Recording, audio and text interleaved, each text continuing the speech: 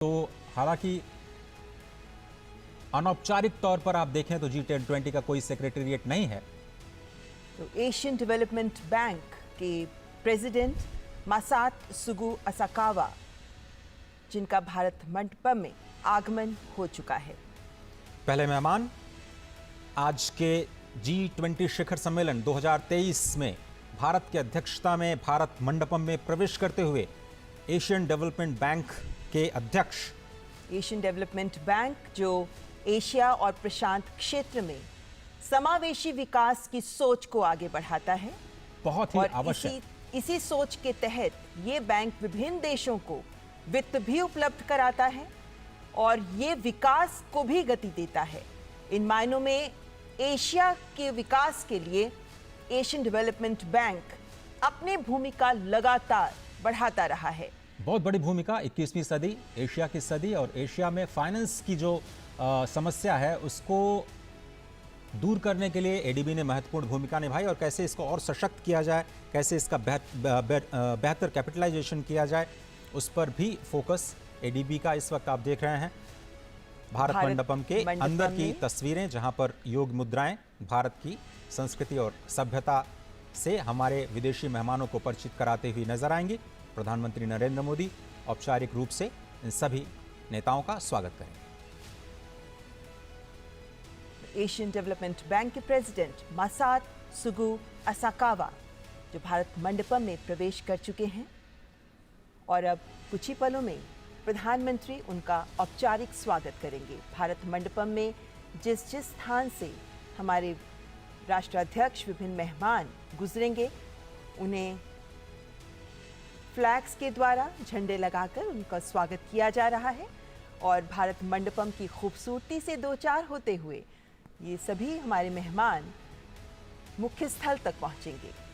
तो एशियाई क्षेत्र में इंफ्रास्ट्रक्चर डेवलपमेंट को बढ़ावा देने के लिए एडीबी की बहुत ही महत्वपूर्ण भूमिका है, और भारत एक बहुत ही अहम हिस्सा इस। तो प्रधानमंत्री नरेंद्र मोदी इस वक्त एशियन डेवलपमेंट बैंक के प्रेसिडेंट मासात सुगु असाकावा का स्वागत करते हुए, और यहां से जो सिलसिला शुरू हुआ है ये लगातार आगे बढ़ेगा। फाइनेंशियल स्टेबिलिटी बोर्ड, वित्तीय स्थिरता बोर्ड के अध्यक्ष क्लास नॉट भारत मंडपम में प्रवेश कर चुके हैं। 2021 से ही वे एफएसबी के अध्यक्ष रहे हैं। उन्हें एक लंबा अनुभव रहा है।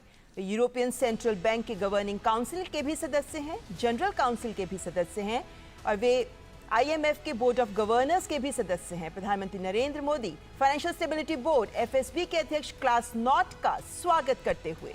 और एफएसबी बहुत इंपॉर्टेंट इसलिए क्योंकि आईएमएफ के साथ मिलकर के इन्होंने सिंथेसिस पेपर तैयार किया है।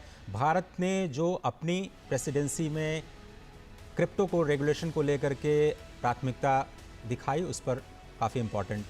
और इस वक्त अंतर्राष्ट्रीय श्रम संगठन आईएलओ के डायरेक्टर जनरल गिलबर्ट एफ हांगबो, जिनका प्रवेश हो चुका है, वे आईएलओ के 11वें डायरेक्टर जनरल हैं, और वे पहले अफ्रीका महाद्वीप के नागरिक हैं जिन्हें ये पद मिला है।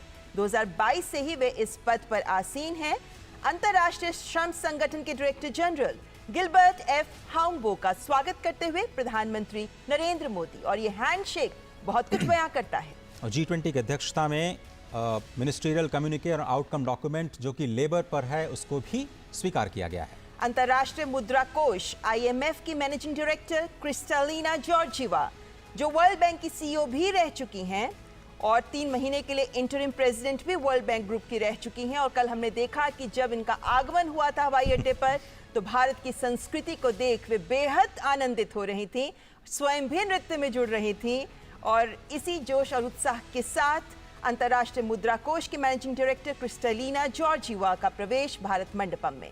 और बड़ा ही इंपॉर्टेंट स्टेटमेंट इन्होंने दिया कल ही कि इंडिया जो है एक शाइनिंग एग्जाम्पल है in a world of facing many uncertainties, and the robust economic growth is primarily rooted in the significant structural reforms that India have overtaken. प्रधानमंत्री नरेंद्र मोदी आईएमएफ के चीफ का स्वागत करते हुए, और आईएमएफ की अध्यक्षता में बहुत सारे मुद्दों पर मंथन हुआ, और भारत की प्रेसिडेंसी की जो प्राथमिकताएं हैं, आईएमएफ ने खुल करके उनका स्वागत किया, और प्रेसिडेंसी को पूरा समर्थन आईएमएफ ने जताया है। आईएमएफ के कई सारे सिंथेसिस पेपर भी G20 लीडर्स की समीक्षा के लिए पहुंच चुके हैं। तो विभिन्न राष्ट्राध्यक्षों का पहुंचना जारी। संयुक्त राष्ट्र के सेक्रेटरी जनरल एंटोनियो गुटेरेस, जो इससे पहले United Nations high commissioner for refugees